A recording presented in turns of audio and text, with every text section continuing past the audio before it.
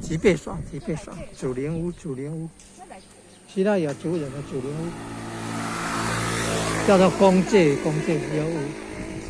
5座角头公界，中央画面这样，正中央那边对过去，中央公界，大公界，有啦，大公界。拜的阿里姆最大，再来就是这个北宫界，这里北宫界的地位仅次于中央宫界，仅次于大宫界在西南方的位置。农历9月5号的典礼，夜祭的典礼啊，就是在中央宫界、大宫界。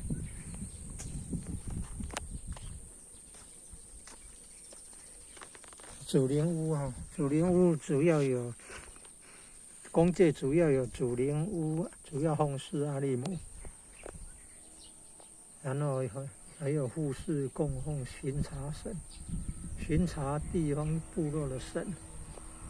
然后在更外面有那个开放空间的铁笼子围起来，地上还是有符哦，瓷器那个符。那个是他们的兵马营呢，汉人的庙也是有那个兵马营啊，东营、西营、南营、北营，中间的中营最大。然后它有那个竹子的竹头节，那个代表那个祖灵桥啊，好像通过了桥，从祖灵屋要到外界的那个桥，